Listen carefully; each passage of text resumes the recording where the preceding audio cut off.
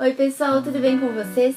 Então, depois dessa pequena pausa, nós estamos de volta com os livros aqui no Contracapa também, com as minhas dicas de livro. E o livro que eu vou indicar essa semana foi um que eu li recentemente e que eu realmente gostei muito.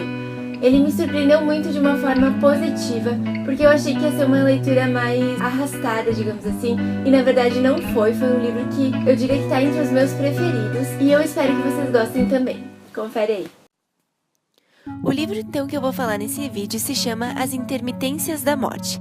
A primeira coisa que me chamou a atenção nesse livro foi justamente esse título, porque eu achei ele bastante instigante. O autor desse livro é um escritor bastante conhecido, muito aclamado pela crítica, que tem histórias muito intensas, que tratam de assuntos muito intensos, e ele utiliza a ficção para fazer críticas a coisas já estabelecidas na sociedade. O nome desse autor, então, é José Saramago. O Saramago, ele ganhou o Prêmio Nobel de Literatura em 1998 e ao longo da vida dele, ele escreveu mais de 15 romances. Bom, a primeira frase desse livro, ela já é bastante interessante. Então, ele começa o livro com a frase: "No dia seguinte, ninguém morreu". Então, nessa frase já dá para entender o que é a premissa da história. A premissa é o seguinte: não existe mais morte. A morte entra em greve.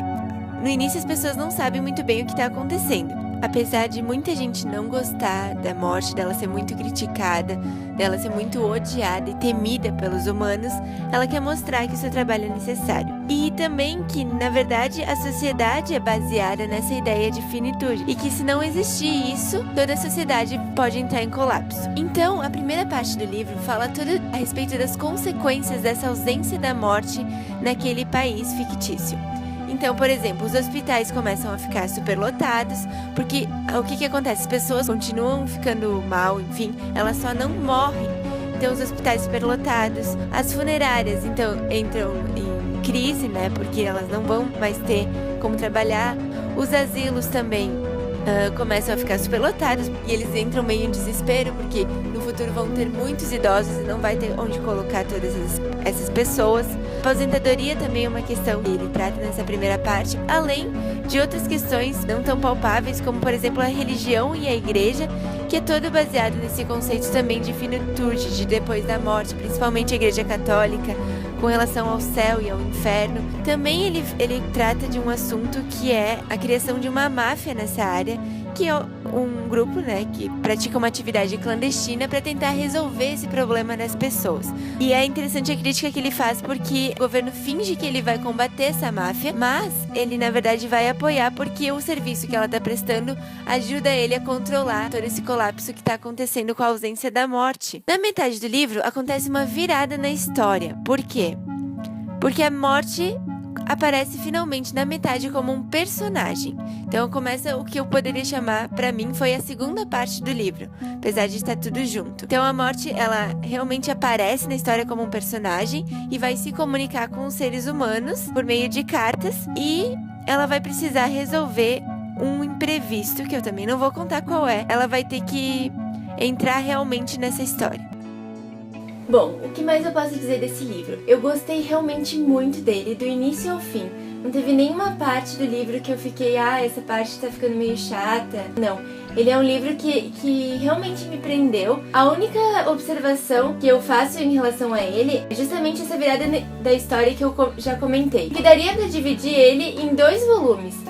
Um que é toda essa parte introdutória da ausência da morte, que tem mais uma questão de crítica social, e o outro depois que a morte aparece como personagem, e daí se torna mais um livro de ficção, uma história mesmo. A morte como personagem em si de uma história. Claro, uma história é continuação da outra, mas eu acho que se ele tivesse sido dividido em 2 partes mais claras, seria uma divisão bem interessante. Além disso, também é importante falar a respeito da linguagem utilizada nesse livro. Recursos linguísticos bem característicos do Saramago. A ideia dele ao escrever era que fosse uma escrita seguindo a ideia da oralidade, ou seja, ele escrevia de um jeito como se a história estivesse sendo contada de forma oral, ou seja, falada, assim, contada em voz alta e não escrita. Isso provoca que a pontuação utilizada por ele é bem diferenciada. Por exemplo, ele quase não utiliza pontos finais. Na maioria são vírgulas, e é uma pontuação bem diferente da regra gramatical, digamos assim. E os parágrafos também não tem muitos parágrafos, é um texto muito contínuo. Tem gente que se incomoda com isso. Eu já li outros autores que também têm essa questão da pontuação meio confusa. E em alguns casos isso me incomodou bastante. No caso do Saramago, isso não me incomodou. Eu não sei explicar exatamente por quê, mas eu não achei que por causa disso a leitura ficou mais pesada, mais confusa ou mais difícil, qualquer coisa do gênero. Ele também utiliza um vocabulário um pouco mais rico, um pouco formal, mas também não é nada assim, não é nem um monstro de 7 cabeças. Eu acho o jeito dele de escrever muito legal, muito interessante. E a história em si é fantástica. As críticas sociais que ele faz são fantásticas. Foi o primeiro livro que eu li do Saramago e eu adorei, de verdade. Pretendo ler outros livros dele porque esse livro me encantou bastante por vários aspectos. Então, pessoal, essa foi a minha dica da semana. Eu gostaria de mostrar o livro, mas eu não tenho ele aqui porque eu já emprestei ele, de tanto que eu gostei. Comecei a falar desse livro para as pessoas e eu acabei emprestando. Então eu não tenho para mostrar. Mas ele não é um livro muito grosso, ele é mais ou menos assim. E é rápido de ler, justamente por essa questão da história aprender bastante. Se você já leu esse livro, comenta aí embaixo, diz o que você achou. Se você já leu outro livro... Se você já leu outro livro do Saramago e quer indicar também pra mim, eu estou aceitando sugestões. Gostou do vídeo? Dá um like, se inscreve no canal, assiste os outros vídeos. E é isso aí, até o próximo vídeo. Tchau!